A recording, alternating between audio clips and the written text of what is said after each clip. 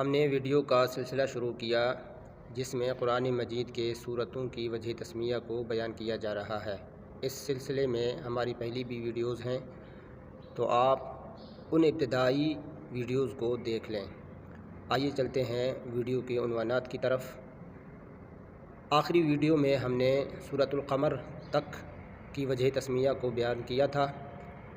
آج آگے بڑھتے ہیں سورۃ الرحمن کے نام کی وجہ تسمیہ کی طرف۔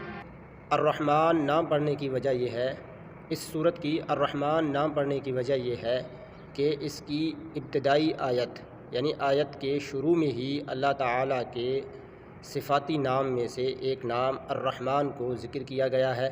اسی مناسبت سے اس سورت کو یہی نام دے دیا گیا ہے۔ جس طرح سورہ الرحمن پر نام پڑا ہے، اسی ہی لحاظ سے سورۃ الواقعہ پر بھی نام پڑا ہے۔ سورۃ الرحمن میں اللہ تعالیٰ کی ایک صفاتی نام کی وجہ سے الرحمن نام پڑا جو کہ ابتدائی آیت میں تھا۔ ایسے ہی سورۃ الواقعہ جس کے شروع میں واقعہ پہلی آیت کے اندر ذکر ہوا ہے، اسی کی مناسبت سے اس کا نام بھی واقعہ رکھا گیا۔ واقعہ قیامت کا ایک نام ہے۔ سورۃ الحدید، حدید عربی میں لوہے کو کہتے ہیں۔ اس سورت کی آیت نمبر 25 میں لوہے کے متعلق بیان کیا گیا ہے، اسی مناسبت سے اس سورت کا نام بھی حدید رکھا گیا ہے۔ سورۃ المجادلہ، مجادلہ عربی میں تکرار کرنے والی عورت کو کہا جاتا ہے۔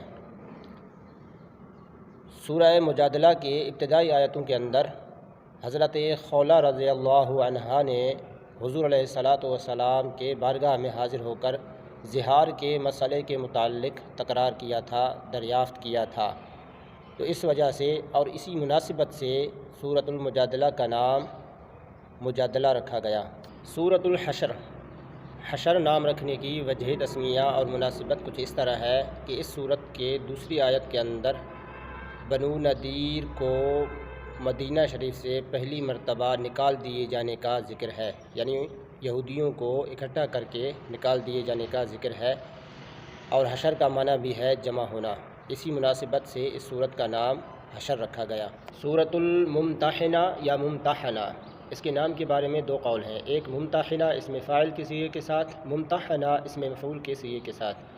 ممتحنہ اگر معنی کریں تو معنی ہوگا عورتوں کا امتحان لینے والی صورت، اور اگر ممتحنہ کریں تو ان عورتوں کا ذکر جن کا امتحان لیا گیا معنی ہوگا۔